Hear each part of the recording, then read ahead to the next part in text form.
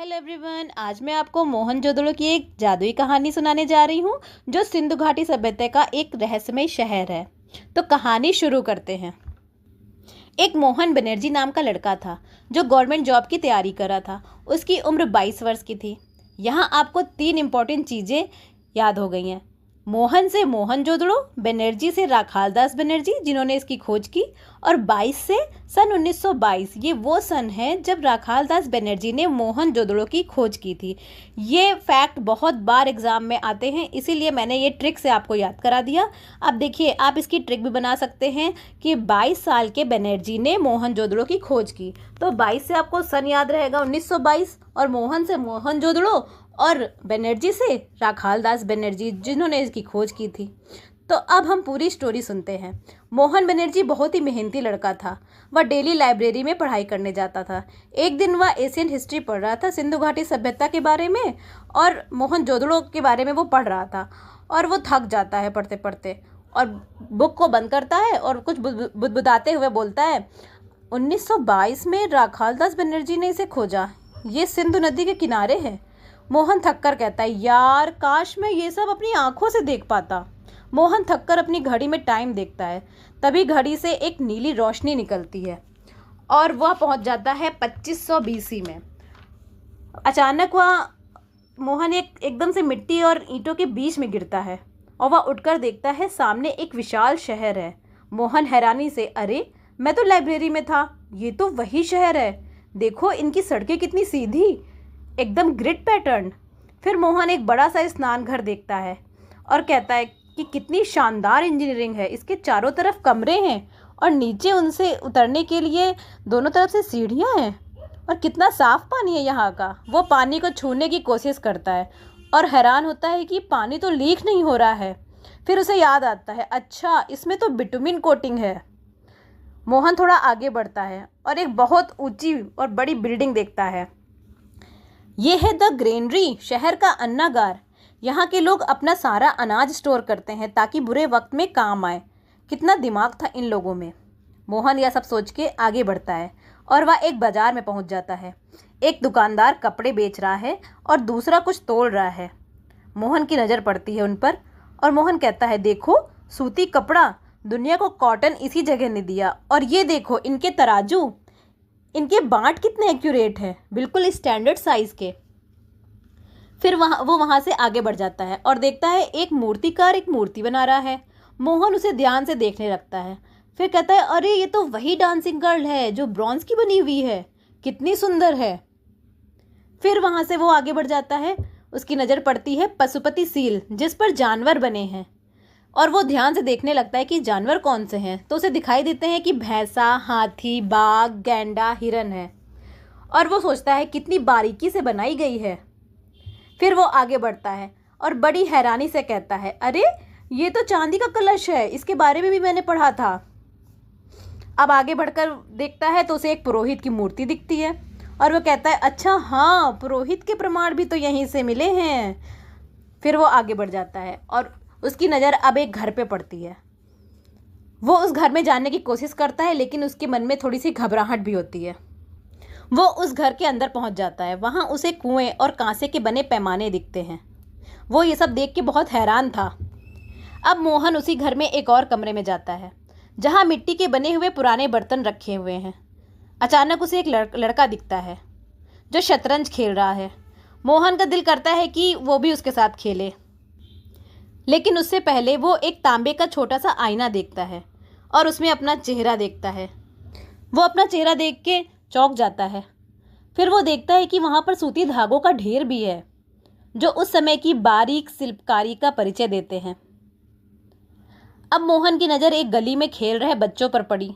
मोहन उनके पास गया और उसने देखा कि उन बच्चों के हाथ में मिट्टी की बनी एक छोटी सी बैलगाड़ी है और थोड़े मिट्टी के बने कुछ खिलौने भी उनके पास में रखे हुए हैं। मोहन ने महसूस किया 4500 साल पहले भी बच्चों की दुनिया बिल्कुल आज जैसी थी। वो मिट्टी के खिलौने से खेलते थे। मोहन हैरान था। किताबों में इसे आर्टिफैक्ट कहते हैं, लेकिन यहाँ यह एक बच्चों का सबसे प्यारा खिलौना है। इस मिट्टी की बैलगाड़ी ने मुझे बता दिया कि इतिहास सिर्फ पत्थरों और ईंटों में नहीं, बल्कि छोटी छोटी मासूम चीज़ों में भी जिंदा है। मोहन यह सब देख ही रहा था कि अचानक तेज रोशनी का झटका लगता है और मोहन सीधे लाइब्रेरी की उसी लकड़ी की टेबल पर गिरता है। मोहन कहता है, अरे ये सब सपना था। मोहन बनर्जी अब कॉन्फिडेंस के साथ अपना पेन उठाता है और नोट्स लिखना शुरू करता है। मोहन बनर्जी ने उस दिन सिर्फ एग्ज़ाम की तैयारी नहीं की, बल्कि उसने इतिहास को जी लिया। तो ये थी मोहनजोदड़ो की हमारी जादुई कहानी। इसमें हमने मोहन के अनुभवों के जरिए इतिहास को जाना। आपको ये कहानी कैसी लगी? क्या आपको इससे कुछ नया सीखने को मिला? कमेंट करके ज़रूर बताइएगा। अब हम लोग थोड़ा सा रिवीजन कर लेते हैं कि हमें मोहनजोदड़ो से क्या क्या मिलता है। देखिए, मोहनजोदड़ो की खोज किसने की और किस सन में की, ये आपको याद हो गया। ठीक है, अब हम लोग जो है इससे क्या मिलता है वो एक बार रिवीजन करने चलते हैं। तो देखिए, सबसे पहले मोहन ने क्या देखा, अपने से खुद से क्वेश्चन पूछिए। अब कहानी एक बार, दो बार, तीन बार सुनिए, आपको याद हो जाएंगी चीज़ें।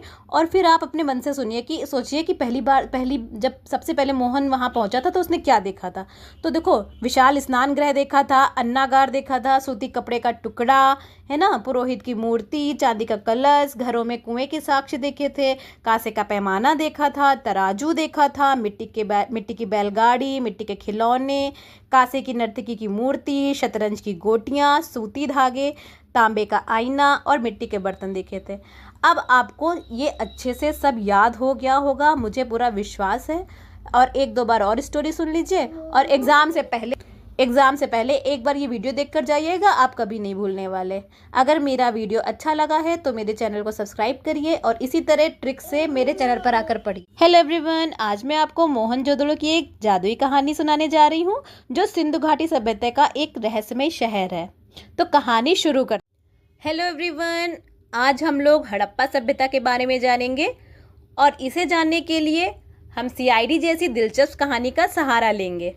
आपने टीवी पर सीआईडी तो देखा ही होगा और दया को भी जानते होंगे, जो एक झटके में बड़े से बड़ा दरवाज़ा तोड़ देता है।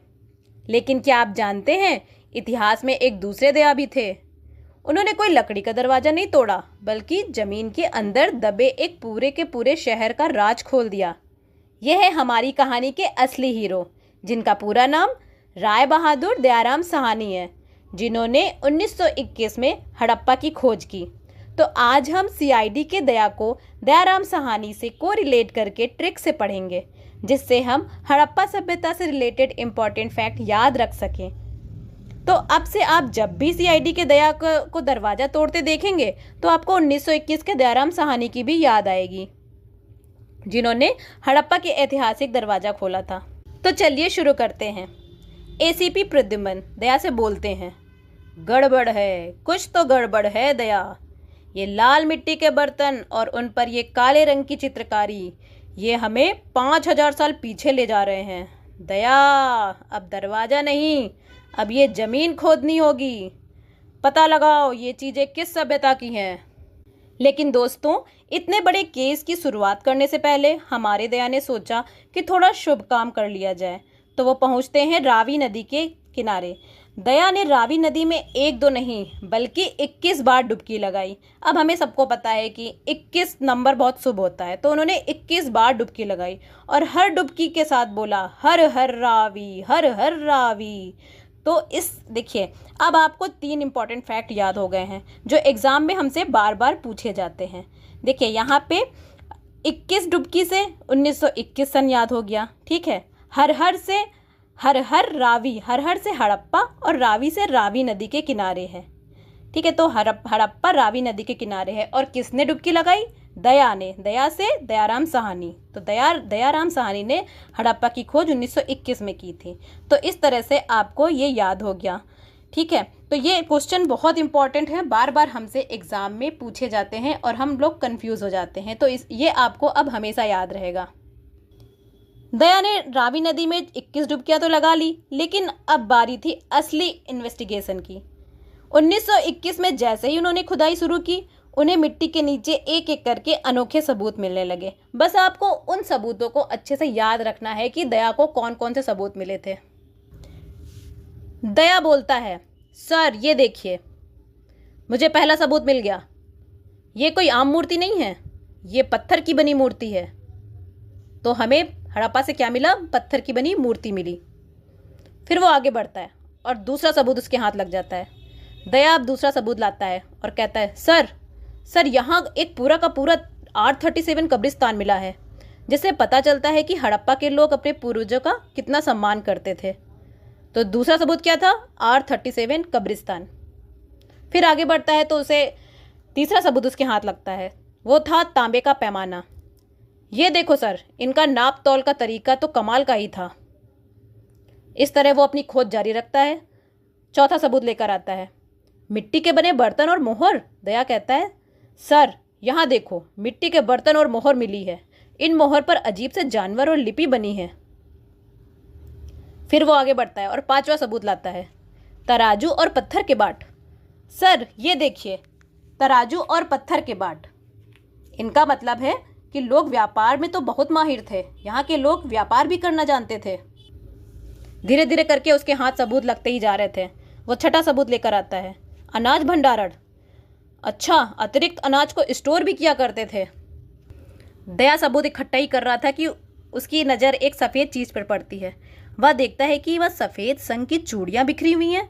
दया कहता है, सर ये देखो, ये कोई मामूली चूड़ियाँ नहीं हैं, ये तो असली संग को तराश कर बनाई गई हैं। अब उसे टेबल पर रखी हुई टेराकोटा की मूर्तियाँ दिखाई देती हैं। वो मूर्तियों को देखता है और कहता है, ये मूर्तियाँ देखा, हजारों साल पुरानी लग रही हैं। और वह अपना एक हाथ दीवार पर ठोकता है। उस दीवार से कुछ अजीब सी आवाज़ आ रही थी और फिर वो एक जोर का मुक्का मार देता है दीवार पर और दीवार टूट जाती है। दया कहता है, सर ये देखिए, ये पकी हुई ईंटों से बनाई गई है। मतलब पकी हुई ईंटों का भी साक्ष्य कहाँ से मिला था? हड़प्पा से मिला था। अब एक एक करके उसके सारे सबूत उसके हाथ लगने लगे थे। दया की दिलचस्पी बढ़ रही थी। अब दया को लाल मिट्टी के बर्तन, कटोरा और घड़े मिलते हैं। उन पर काले रंग से अजीब सी डिज़ाइन बनी थी। दया उन बर्तनों को देखकर कहता है, सर इन बर्तनों के अंदर जरूर कुछ छिपाया गया है। इनका लाल रंग और ये बारीकी, ये किसी मामूली कुम्हार का काम तो नहीं लगता है। ये सारे सबूत अब इकट्ठा हो चुके थे। तो दया कहता है, सर चलिए एक बार सबूतों को इकट्ठा कर लेते हैं और फिर से गिन लेते हैं और देख लेते हैं क्या क्या मिला है। तो देखता है, पत्थर की मूर्ति, R37 कब्रिस्तान, तांबे का पैमाना, तराजू और पत्थर के बांट, अनाज भंडारण, मिट्टी के बर्तन और मोहर, संग की चूड़ियाँ, टेराकोटा की मूर्तियाँ, लाल मिट्टी के मृदभांड। तो दोस्तों, कैसा लगा आपको हमारा ये CID वाला कॉन्सेप्ट? मैंने CID के दया और इतिहास के दयाराम साहनी जी को इसलिए जोड़ा ताकि आपको हमेशा के लिए याद हो जाए, क्योंकि जब भी हम दया नाम सुनते हैं तो CID वाले दया ही याद आते हैं। और जब हम हड़प्पा से या हमें क्या प्राप्त हुआ है पढ़ते हैं और मोहनजोदड़ो से क्या प्राप्त हुआ है तो दोनों को लेकर कन्फ्यूज़ हो जाते हैं। लेकिन अब आपको कोई भी कन्फ्यूज़न नहीं होगा, क्योंकि जब हड़प्पा की चीज़ों को हम याद करेंगे तो याद करेंगे कि दया ने कौन कौन से सबूत इकट्ठा किए थे और हमें तुरंत याद आ जाएंगे। तो इस तरह से आप फिर से रिवीजन कर लीजिए, फिर से वीडियो देख लीजिए एक बार, आपको पूरी कहानी याद आ जाएगी। तो उम्मीद करती हूँ कि ये वीडियो आपको पसंद आया होगा। अगर आपको मेरा पहला वीडियो मोहनजोदड़ो वाला नहीं देखा है तो जाकर देखिए और लिंक डिस्क्रिप्शन में है और वहाँ से जाकर देख सकते हैं। Thanks for watching. Hello everyone, आज मैं आप लोगों को ले चलूँगी 4500 साल पुराने एक ऐसे शहर में जो अपने वक्त का सबसे बड़ा व्यापार केंद्र था। हम बात कर रहे हैं लोथल की। जैसा कि आप सबको पता है, लोथल आज के गुजरात राज्य के भाल क्षेत्र में स्थित है। लोथल शब्द का मतलब पता है? गुजराती में इसका मतलब होता है मृतकों का टीला, जो मोहनजोदड़ो के समान है। गुजरात में स्थित यह सिंधु घाटी सभ्यता का एक प्रमुख बंदरगाह शहर था। तो आज हम लोथल के बारे में जानेंगे एक मज़ेदार कहानी से।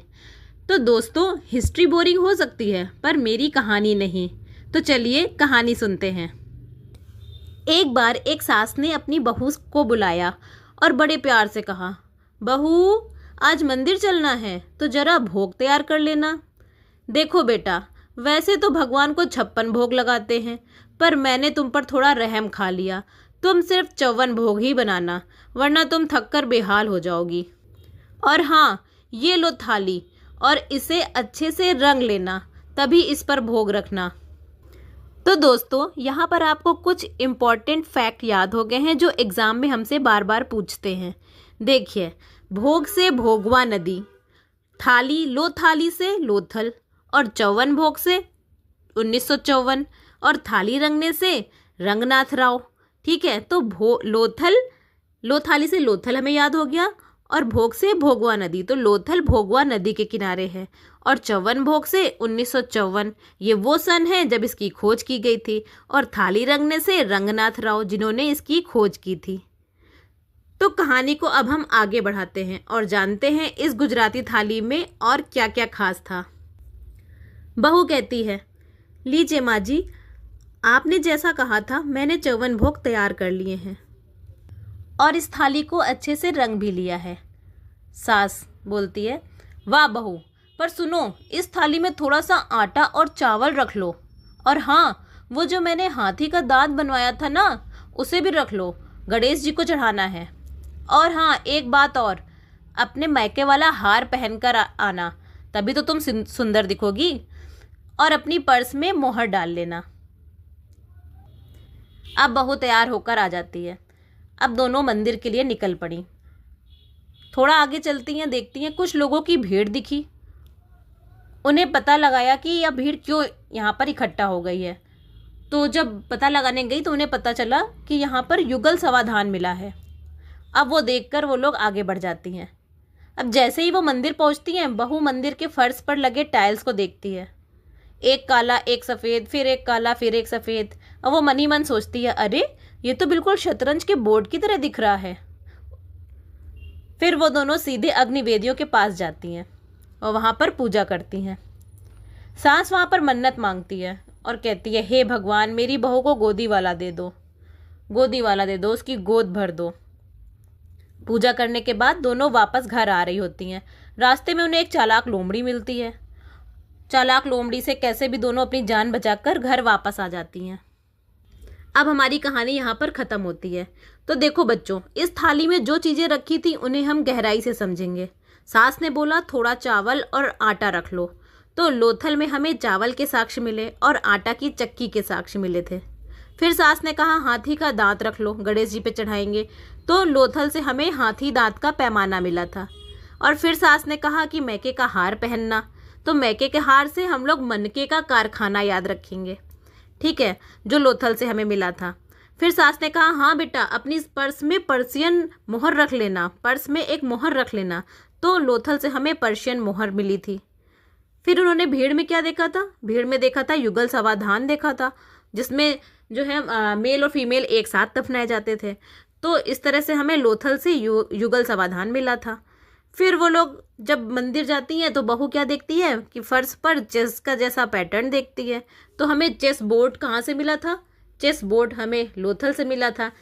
तो फिर वे मंदिर जब जाती हैं, आगे बढ़ती हैं, तो कहाँ जाती हैं? अग्निवेदियों के पास जाकर पूजा करती हैं। तो अग्निवेदियों के साक्ष्य हमें कहाँ से मिले थे? लोथल से मिले थे। फिर सास मन्नत मांगती है कि मेरी बहू को गोदी वाला दे दो, तो गोदीवाड़ा बंदरगाह, इसके साक्ष्य भी हमें लोथल से मिले थे। फिर रास्ते में चालाक लोमड़ी दिखती है, तो चालाक लोमड़ी के साक्ष्य भी हमें लोथल से मिले थे। तो इसी के साथ बच्चों, मैं उम्मीद करती हूँ कि आपको ये सब जानकर मज़ा आया होगा। और अगर आपका कोई सवाल हो तो ज़रूर पूछिए, और अगली बार हम फिर किसी नई कहानी के साथ मिलते हैं। धन्यवाद। हेलो एवरीवन, आज मैं आपको कालीबंगा के बारे में बताने जा रही हूँ। देखिए बच्चों, मैं कोशिश करती हूँ कि आप लोगों को बिना रटे सब याद हो जाए। अगर मेरी मेहनत आपको थोड़ी भी हेल्पफुल लगती है तो एक छोटा सा सपोर्ट कर दीजिए मेरे चैनल को सब्सक्राइब करके।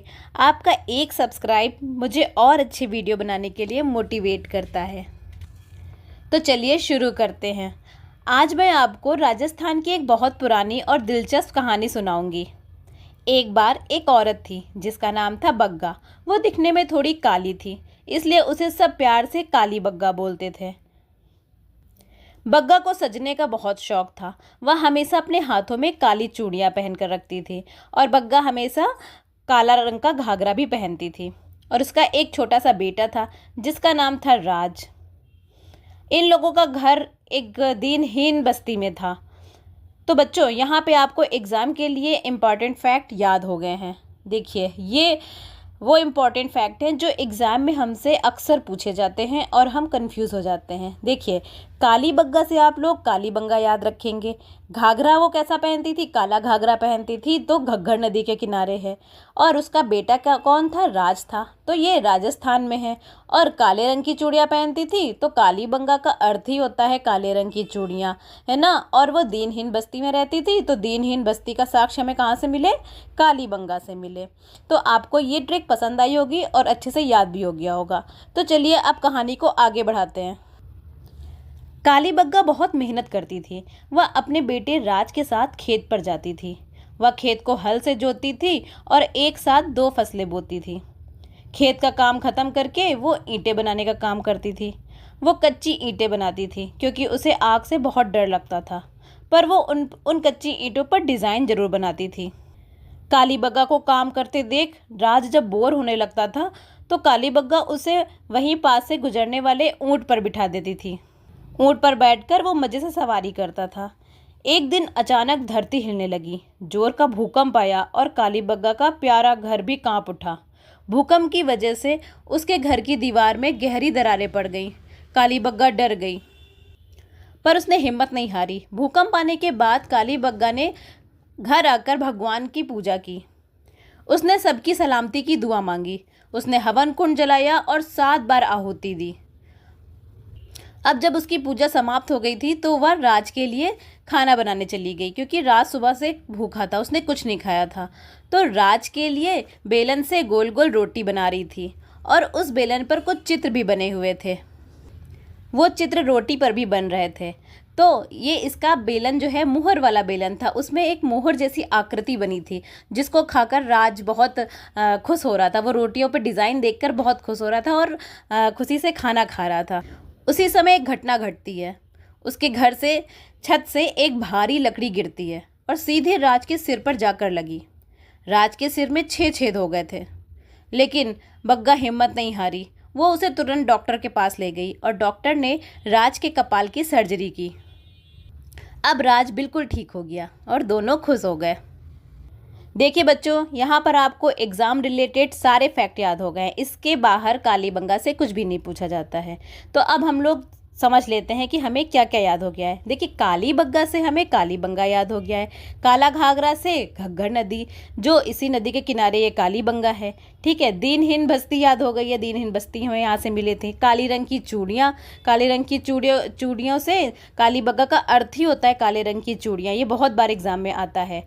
और खेत में हल चलाना, तो जुते हुए खेत हमें मिले थे। वो खेत में काम करती थी ना, तो वहाँ पे जुते हुए खेत के साक्ष्य मिले थे कालीबंगा से। और जो खेत पर वो जो हल चलाती थी, खेत जोती थी, वहाँ पर क्या बोती थी, वो 2 फसल बोती थी। याद रखिएगा, कितनी फसल, 2 फसल केवल बोती थी। कौन कौन सी, एक चना, दूसरा सरसों। तो चना और सरसों उगाने के सबूत हमें कहाँ से मिले थे, कालीबंगा से मिले थे। और जब उसका बेटा साथ में जाता था तो वो बोर हो जाता था, तब वो क्या करती थी, बग्गा उसे ऊँट की सवारी कराती थी। तो ऊँट की हड्डियों के अवशेष हमें कहाँ से मिले हैं, ये हमें कालीबंगा से ही मिले हैं। फिर वो क्या करती थी, फिर वो जाती थी ईंटें बनाती थी। ईंटें कैसे बनाती थी, कच्ची ईंटें बनाती थी, क्योंकि उसे पकाने में डर लगता था। तो कच्ची ईंटें बनाती थी और उसमें डिज़ाइन बनाती थी। तो कच्ची ईंटों और अलंकृत ईंटों के साक्ष्य हमें कहाँ से मिले हैं, कालीबंगा से मिले हैं। फिर क्या होता था, फिर भूकंप आ गया था एकदम से, है ना, और घर में दरारें पड़ गई थी। तो विश्व के भूकंप के सबसे प्राचीन साक्ष्य हमें कालीबंगा से मिले हैं। ठीक है। फिर क्या हुआ था, लकड़ी गिरी थी और कपाल में छेद हो गए थे। तो खोपड़ी की जो सर्जरी के प्रमाण है ना, वो भी हमें कालीबंगा से मिले हैं। और एक कपाल मिला है बच्चे का जिसमें 6 छेद थे। अच्छा, घर आके उसने हवन कुंड जलाया था, है ना, तो कितने जलाए थे, 7। तो 7 अग्निवेदियों के साक्ष्य हमें कालीबंगा से मिले हैं। और बच्चे को खाना भी तो खिलाया था। तो क्या किया था, रोटियां कैसी बनाई थी, डिज़ाइनर रोटी। और डिज़ाइनर रोटी क्यों बन रही थी, क्योंकि उसका बेलन डिज़ाइनर था। तो बेलन से हम लोग बेलनाकार मोहर को याद रखेंगे। तो आप लोग एक बार फिर से रिवीजन कर लीजिए। देखिए, कालीबंगा से कालीबंगा, काला घाघरा से घग्गर नदी, दीनहीन बस्ती, काली चूड़ियाँ, खेत जुते हुए खेत के साक्ष्य, 2 फसलों के साक्ष्य, कौन कौन से, चना और सरसों, ऊंट की हड्डियों के अवशेष मिले थे, और कच्ची और अलंकृत ईंटें मिली थीं। विश्व के भूकंप के सबसे पहले साक्ष्य हमें यहीं से मिले थे। खोपड़ी की सर्जरी के प्रमाण मिले थे, और 7 छेद वाला कपाल मिला था, और वेदिकाएँ मिली थीं, हवन कुंड मिले थे, और बेलनाकार मुहर मिली थी। ठीक है। तो इसी के साथ बच्चों, मैं उम्मीद करती हूँ कि आपको ये सब जानकर मज़ा आया होगा। अगर आपका कोई सवाल हो तो ज़रूर पूछिए और अगली बार फिर हम किसी नई कहानी के साथ मिलेंगे। धन्यवाद। हेलो एवरीवन, ज्ञानी की दुनिया में आप सबका स्वागत है। आज हम बात करेंगे सिंधु घाटी की सबसे स्टाइलिश शहर चहोंदड़ो की। लेकिन दोस्तों, कहानी शुरू करने से पहले ज़रूरी बातें जान लेते हैं जो एग्ज़ाम में हमसे सीधा पूछ ली जाती हैं। चहोंदड़ो सिंधु घाटी सभ्यता का एक महत्वपूर्ण प्राचीन औद्योगिक शहर था। ये आज के पाकिस्तान में सिंधु नदी के किनारे बसा है। इस शहर को इंडस्ट्रियल हब भी कहा जाता था क्योंकि यहाँ पर ढेर सारी फैक्ट्रियाँ थीं। इसकी खोज एनजी मजूमदार ने 1931 में किया था।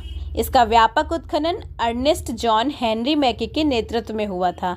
अब आप इन्हें कैसे याद रखेंगे ये मैं आगे बताऊंगी। उससे पहले हम अपनी कहानी सुनते हैं। तो चलिए शुरू करते हैं। एक लड़की थी जिसका नाम था चिंकी। प्यार से उसे सब चुलबुली चिंकी बोलते थे। एक दिन चिंकी के पास इनविटेशन कार्ड आया ग्रैंड पार्टी के लिए। चिंकी खुशी खुशी अपनी मम्मी के पास गई। मम्मी से बोली, मम्मी मुझे एक इनविटेशन कार्ड आया है पार्टी में जाने के लिए। तो उसकी मम्मी ने बोला, ठीक है बेटा, लेकिन तुम्हें पता है ये पार्टी बहुत बड़े किले में होगी, तो तुम अच्छे से तैयार होकर जाना, कहीं चहोंदड़ो बनकर मत चली जाना। मम्मी की चहोंदड़ो वाली बात सुन के चिंकी को बुरा लगा। चिंकी ने अपने दिल पर ले ली थी यह बात। उसने तुरंत अपना मेकअप शुरू किया। सबसे पहले उसने लिपस्टिक लगाई, आंखों में काजल लगाया, चेहरे पे पाउडर लगाया। फिर उसने अपने आप को शीशे में देखा। अभी भी उसे कुछ कमी लग रही थी। वह अपना आईलाइनर ढूंढने लगी, लेकिन उसे नहीं मिला। उसे आईलाइनर नहीं मिला। उसकी नज़र जाती है पास में रखी एक मेज पर रखा इंक पॉट पर। तो उसे एक आइडिया आता है, क्यों ना मैं ये इंक से ही लाइनर लगा लूँ, और वह इंक से ही लाइनर लगा लेती है। चिंकी अब तैयार हो चुकी थी। तभी एक हादसा होता है। चिंकी ने अपनी फेवरेट लिपस्टिक टेबल पर रखी होती है कि एक बिल्ली आती है और उसे उठाकर ले जाती है। बिल्ली को लिपस्टिक लेकर भागते हुए चिंकी ने देखा तो वह बहुत परेशान हो गई और बहुत तेज़ से चिल्लाई, मम्मी मेरी लिपस्टिक गई, अब तो मैं पक्का चहोंदड़ दिखूंगी। चिंकी की आवाज़ से चिंकी का वफादार कुत्ता जाग जाता है और वह भी बिल्ली के पीछे भागा। दोनों एक गीली ईंट के ऊपर से गुजरे। वहाँ कुत्ते और बिल्ली के पंजों के निशान छप गए थे। चिंकी भी उनके पीछे भागते हुए आई। चिंकी की नज़र वक्राकार ईंटों पर पड़ी। उसने देखा यहाँ तो वक्राकार ईंटें लगी हुई हैं। खैर, भगवान का शुक्र है कि कुत्ते ने लिपस्टिक वापस कर दी थी। अब चिंकी को मैचिंग ज्वेलरी चाहिए थी। वह बाजार गई और मन के खरीदे। फिर घर जाने के लिए उसने एक स्टाइलिश टेराकोटा की बैलगाड़ी रेंट पर ली। चिंकी पूरे टशन में उस एड्रेस पर पहुंची जहां पार्टी थी, लेकिन वहां जाकर वो हैरान रह गई। उसने पूरा चक्कर लगा लिया पर उसे कहीं भी किला ही नहीं मिला, क्योंकि दोस्तों चहोंदड़ो सिंधु घाटी सभ्यता का एकमात्र ऐसा शहर था जहां कोई किला नहीं था। मम्मी ने तो किले वाली पार्टी बोलकर चिंकी को बेवकूफ़ बना दिया था। तो दोस्तों, अब देखते हैं चिंकी की इस कहानी से हमें क्या याद हुआ। देखो, सबसे पहले चिंकी ने मेकअप शुरू किया था। मेकअप क्या क्या किया था? लिपस्टिक, काजल, पाउडर। तो लिपस्टिक, काजल, पाउडर के साक्ष्य हमें कहाँ से मिले? चहोंदड़ो से मिले थे। ठीक है। फिर उसे आईलाइनर नहीं मिला था तो उसने क्या यूज़ किया था? इंक यूज़ की थी। इंक पॉट के साक्ष्य हमें कहाँ से मिले? चहोंदड़ो से मिले। फिर क्या हुआ था? उसकी लिपस्टिक कौन लेकर भागा था? बिल्ली लेकर भागी थी, है ना। तो दोनों, जब बिल्ली और कुत्ता, उस बिल्ली के पीछे कुत्ता भागा था तो इन दोनों के पंजों के निशान मिले थे। ठीक है। तो एनिमल्स फुटप्रिंट्स हमें कहाँ से मिले थे? चहोंदड़ो से मिले थे। ठीक है। फिर क्या हुआ था? फिर उसने ज्वेलरी उसको चाहिए थी तो वो गई थी ज्वेलरी खरीदने। और कहाँ गई थी? मनके बनाने के कारखाने में गई थी। तो हमें मनके बनाने का कारखाना कहाँ से मिला? चहोंदड़ो से मिला। जब कुत्ता बिल्ली भाग रहे थे तो चिंकी की नज़र किस पे पड़ी थी? वक्राकार ईंटों पे पड़ी थी। तो वक्राकार ईंटों के साक्ष्य में चहोंदड़ो से मिले थे। और चिंकी वापस अपने घर कैसे आई थी ज्वेलरी लेकर? बैलगाड़ी से आई थी। तो टेराकोटा की बैलगाड़ी हमें चहोंदड़ो से मिली थी। टेराकोटा की बैलगाड़ी याद रखना, टेराकोटा की बैलगाड़ी के साक्ष्य हमें चहोंदड़ो से मिले थे। और किले या दुर्ग के साक्ष्य हमें चहोंदड़ो से नहीं मिले हैं। जब वो गई थी पार्टी किला सोचकर तो उसने देखा वहाँ पे तो किला ही नहीं था। तो एकमात्र ऐसा शहर था जहाँ से हमें किले के साक्ष्य नहीं मिले। वो कौन सा था? वो था चहोंदड़ो। अब हम ये भी जान लेते हैं, इसकी खोज एनजी मजूमदार ने की थी, ठीक है। और उत्खनन किसके नेतृत्व में हुआ था? अर्नेस्ट जॉन हेनरी मैके के। तो ये आप कैसे याद रखेंगे? देखिए बच्चों, चहुंदड़ों से हमें ज़्यादातर मेकअप की चीज़ें मिली थी, है ना। तो जिन्होंने खोज की है उनके नाम पे आ रहा है एनजी मजूमदार, है ना। मजूमदार को मज़ेदार से कोरिलेट करिए, मज़ेदार। और हेनरी मैके के नाम में क्या आ रहा है? मैके आ रहा है ना। मैके से मेकअप, तो आप इसे ऐसे याद रख सकते हैं, मज़ेदार मेकअप, है ना। मज़ेदार से मजूमदार और मेकअप से मैके। तो अर्नेस्ट जॉन हेनरी मैके के नेतृत्व में इसका उत्खनन हुआ था। तो मज़ेदार मेकअप से आप इसके खोजकर्ता और उत्खननकर्ता को याद रखेंगे। तो दोस्तों, इस मज़ेदार कहानी से हमने पूरा चौहंदड़ो याद कर लिया। वीडियो पसंद आए तो ज्ञानी की दुनिया को सब्सक्राइब करें और बताएं कि आपको सबसे फनी पार्ट कौन सा लगा। धन्यवाद। हेलो एवरीवन, हम इस कहानी से धौलावीरा को 2 मिनट में याद करेंगे। तो चलिए शुरू करते हैं। एक लड़का था जिसका नाम वीर था। वीर को सब प्यार से वीरा कहते थे। एक बार वीरा के गांव में एक बड़ा कंपटीशन होता है। वीरा ने भी उसमें पार्ट लिया। और कंपटीशन क्या था? कंपटीशन किस चीज़ की थी? बिस्किट खाने की कंपटीशन। वीरा बड़े जोश के साथ बिस्किट खाना शुरू करता है।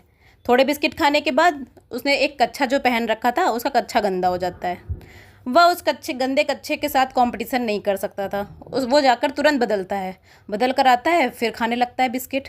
फिर उसका कच्छा गंदा हो जाता है, फिर वो बदल कर आता है। ऐसे उसने 3 बार किया, 3 कच्छे बदले, लेकिन उसने कंपटीशन जीत ली थी। देखिए, यहाँ पर आपको एग्ज़ाम रिलेटेड इम्पॉर्टेंट फैक्ट याद हो चुके हैं। देखिए, वीरा से आप धौलावीरा याद रखेंगे, कच्छा से आप कच्छ ज़िला याद रखेंगे। ये गुजरात के कच्छ ज़िले में है, ठीक है। और जोश में आकर क्या खाया था? बिस्किट खाया था। तो यहीं पे छिपे हुए हैं इसके खोजकर्ता और उत्खननकर्ता। देखिए, जोश में आकर बिस्किट खाया, तो जोश से आप जोशी जी को याद रखेंगे और बिस्ट जी को बिस्किट से याद रखेंगे, है ना। तो फिर इनकी खोज किसने की थी? अभी मैंने बताया था आपको। इसकी खोज जेपी जोशी जी ने किया था। और उत्खनन किसके नेतृत्व में हुआ था? आरएस बिस्ट के नेतृत्व में हुआ था। तो आपको इतना तो याद ही हो गया होगा, मुझे पूरी उम्मीद है। तो आगे की कहानी स्टार्ट करते हैं। अब वीरा के कच्छे गंदे हो चुके थे, तो उसे भैया सफाई बहुत पसंद थी, तो उसको धुलना भी था। अब उसने पानी की तलाश की, इधर उधर देखा। उसकी नज़र पड़ी एक सफ़ेद कुआं पर, जो सफ़ेद पत्थरों से बना था, ठीक है। ये कुआं किसकी थी? सफ़ेद पत्थरों की बनी थी। उस कुएं में झांक कर देखता है कि इसमें तो बड़ा थोड़ा पानी है, इसमें क्या होगा? और ज़ोर से कहता है, अरे ये तो बहुत कम है, इतने में मेरा क्या होगा? फिर उसने क्या किया? 16 जलाशयों का निर्माण किया वहीं पे। उसने कहा मुझे इसके लिए तो बहुत सारा पानी चाहिए। तो कितने जलाशय बनाए? 16 जलाशय बनाए। तो 16 जलाशय बना दिए, और जो एक दूसरे से कनेक्टेड थे। अब उसने तीनों कच्छे अच्छे से धुल लिए थे। अब वीरा उसे सुखाने के लिए जगह ढूंढ रहा था। अब देखो, 3 कच्छे थे तो उसे जगह भी ज़्यादा चाहिए थी। तो उसने कहा मैं तो अच्छे से फैलाऊंगा, मेरे कच्छे सूखने भी अच्छे से चाहिए। तो उसने जो है तीनों कच्छे अलग अलग फैलाए, अलग अलग जगह फैलाए। ये कहाँ फैलाएंगे? ये उसी तीनों जगह फैलाएंगे जो हमारा धौलावीरा 3 भागों में बटा है। पहला कच्छा दुर्ग भाग में, ठीक है, अपर टाउन में। दूसरा मध्यनगर में, मिडिल टाउन में। और तीसरा निचला नगर, लोअर टाउन में। तीनों कच्छों को अलग अलग फैलाया। अब उसे थोड़ा डर था कि कहीं मेरे कच्छे कोई चुरा ना ले जाए। तो उसने एक साइन बोर्ड वहाँ पे लगा दिया, ठीक है। 10 लेटर्स का साइन बोर्ड लगा दिया। और जो ये लेटर्स बने थे वो वाइट जिप्सम के बने थे, ठीक है। साइन बोर्ड लगा दिया वहाँ पे कि कोई मेरा कच्छा चुरा ना ले जाए। शायद इतना काम हो गया, ठीक है, उसके कच्छे सुरक्षित हो गए। अब उसने सोचा कि उसे प्यास लगी थी, तो वो पानी की तलाश करने लगा। उसने देखा मैंने तो सारा पानी गंदा कर दिया, सब में तो कच्छा धुल डाला। तो उसने एक क्या किया, पक्की ईंटों से एक जलाशय बनाया, ठीक है। और पक्की ईंटों से जलाशय बनाया और फिर उसमें से पानी पिया। और पानी किस में पिया? तांबे के बर्तन में पिया, ठीक। तांबे के बर्तन में पानी पीकर उसने अपनी प्यास बुझाई। फिर उसकी नज़र पड़ती है कि स्टेडियम में कुछ बच्चे क्रिकेट खेल रहे हैं। वो भी उनके साथ खेलने लगता है, ठीक है। वो बॉलिंग करने लगता है। अब बॉल उसकी जो है थोड़ा दूर चली जाती है, तो वो उठाने जाता है उस बॉल को। वो बॉल उठाने जाता है, देखता है कि वहाँ पे कुछ सील पड़ी हुई हैं। उनको उठाकर देखता है अरे ये तो रेक्टेंगुलर सील हैं और उस पर कुछ जानवरों के भी चिन्ह हैं, ठीक है। फिर वो आगे बढ़ता है तो उसे पॉलिश्ड पिलर दिखाई पड़ते हैं। और वहीं पर एक स्टोन पिलर भी था। वो ये सब देखकर हैरान हो रहा था। फिर आगे बढ़ा वो, तो उसे क्या मिला, तांबे के औजार दिखते हैं और फिर कुछ मिट्टी के बर्तन भी उसे दिखाई पड़ते हैं। अब उसे हड्डियाँ मिलती हैं जानवरों की, तो वो जानवरों की हड्डियाँ देख के डर जाता है। तो वो सोचता है कि मैं यहाँ से निकल लूँ, लेकिन तब तक उसकी नज़र पड़ती है कोई चीज़ चमक रही है, कुछ बहुत तेज़ से कोई चीज़ जो है चमक रही है। तो उसकी जिज्ञासा बढ़ती है कि यहाँ पे क्या पड़ा है। फिर वो डरता है कि जाऊँ कि ना जाऊँ। फिर वो हिम्मत करके जाता है और वो चीज़ उठाता है। वो देखता है, अरे ये तो सोने और चांदी के आभूषण हैं, और उसके चेहरे पे एक अलग सी खुशी थी। उसने सोचा कि ये तो सोने चांदी के आभूषण हैं, अगर मैं इसको बाहर लेके जाऊँगा तो मुझसे छीन लेंगे लोग। तो उसने क्या किया, जो उसको मिट्टी का बर्तन मिला था उसमें उसने छिपा लिया और लेकर भाग गया वहाँ से। तो देखिए यहाँ पे हमारी कहानी कंप्लीट हो गई है, और अब हम लोग देखते हैं हम लोगों ने इस कहानी से क्या क्या सीखा, क्या क्या याद हो गया। देखिए सबसे पहले हम लोग धौलावीरा का अर्थ कैसे याद रखेंगे। देखिए धौला का अर्थ होता है सफ़ेद और वीरा का अर्थ होता है कुआं। तो जो वीरा था उसने कच्छा धुलने के लिए सबसे पहले क्या देखा था, उसे सफ़ेद कुआं दिखाई दिया था। तो आप सब लोग याद रखिएगा कि धौलावीरा का अर्थ ही होता है सफ़ेद कुआं। अब उसके पास गया तो उसने देखा कि ये तो सफ़ेद पत्थरों से बनी है, ठीक है, जिप्सम के पत्थर से बनी थी। तो सफ़ेद पत्थर हमें कहाँ से मिले, धौलावीरा से मिले। फिर क्या देखा था, फिर उसने कच्चे वहाँ पे उसने सोचा इतने पानी से तो हो नहीं पाएगा, तो कितने जलाशय बनाए, 16 जलाशय बनाए। तो 16 जलाशयों का साक्ष्य कहाँ से मिला, धौलावीरा से मिला। फिर उसके बाद उसने क्या किया, उसने जो है कच्चे फैलाए कहाँ पे थे, तो ये इसने जो है 3 पार्ट में फैलाए थे। तो याद रखिएगा, जहाँ सिंधु घाटी सभ्यता के अधिकांश नगर 2 भागों में विभाजित थे और धौलावीरा कितने भागों में, 3 भागों में विभाजित था। तो याद रखिएगा धौलावीरा 3 भागों में विभाजित था, अपर टाउन, मिडिल टाउन और लोअर टाउन। कच्चे कहाँ फैलाए, 3 जगह पे फैलाए। तो इस तरह आपको याद रहेगा, और ये मोस्ट इंपॉर्टेंट क्वेश्चन है। फिर उसे प्यास लगी थी, तो उसने क्या बनाया था, पक्की ईंटों का जलाशय बना दिया था एक, है ना, पक्की ईंटों से बनाया था, तो वहाँ पानी स्टोर करता था। अब जो धौलावीरा के लोग थे वो पक्की ईंटों से बनाकर पीने का पानी स्टोर करते थे, है ना, वो लोग भी पीने का पानी स्टोर करते थे, वहाँ पे वर्षा का पानी स्टोर कर लेते थे। तो ये चीज़ जो कच्चे पक्की ईंटों से बना जलाशय कहाँ मिला है, धौलावीरा में मिला है। फिर क्या किया था, जल्द से याद करिए, फिर क्या किया था। फिर उसकी नज़र पड़ी थी स्टेडियम में बच्चे खेल रहे हैं, तो स्टेडियम कहाँ से मिला था, धौलावीरा से मिला था, ठीक। फिर उसने क्या किया था, उसे एक साइन बोर्ड मिला था 10 लेटर्स का। ये देखिए लकड़ी पे था और इस पे जो है 10 लेटर्स लिखे हुए थे। तो लेकिन इसको कोई पढ़ नहीं पाया है और इसकी लकड़ी गल चुकी है, और लेकिन ये जो पत्थर के जो लेटर्स बने थे वो आज भी वैसे ही हैं। फिर उसको कुछ मोहर मिली थी, रेक्टेंगुलर मोहर मिली थी जिसपे जानवरों के चिन्ह थे, है ना, तो ये भी साक्ष्य में धौलावीरा से मिले थे। और तांबे के औजार मिले हैं धौलावीरा से। फिर उसे क्या मिला था, जिसको देख के वो डर गया था, जानवरों की हड्डियाँ मिली थी, है ना, जानवरों की हड्डियाँ वहाँ से मिली थी। फिर उसको क्या मिला था, सोने चांदी के आभूषण मिले थे, और उसको उसने किस में छिपा के भागा था, मिट्टी के बर्तन में। तो याद रखिएगा मिट्टी के बर्तन भी मिले थे धौलावीरा से। तो इस तरह आपको सारे पॉइंट याद हो गए हैं। अगर मेरा वीडियो आपको अच्छा लगता है, आपके कॉन्सेप्ट क्लियर हो जाते हैं, याद हो जाता है, ठीक है, ट्रिक से याद हो जाता है, तो आप मेरे चैनल को सब्सक्राइब करिए और शेयर करिए अपने दोस्तों के साथ। धन्यवाद।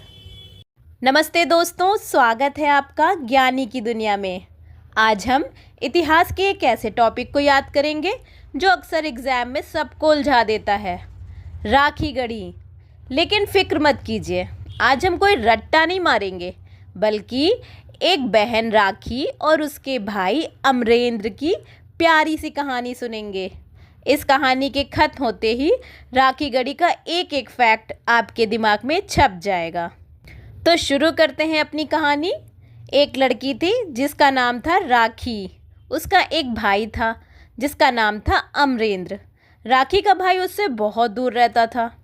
इस बार रक्षाबंधन पर राखी ने सोचा कि मैं अपने भाई के लिए एक बहुत बड़ी राखी बनाऊंगी जिसे वह देखता ही रह जाएगा। उसने राखी बनाना शुरू किया। राखी के हर हिस्से में सोने के मोती लगाए, और जब ये सोने के मोती कम पड़ गए तो वह मन के लेकर आई और उन मोतियों से राखी को सजाया।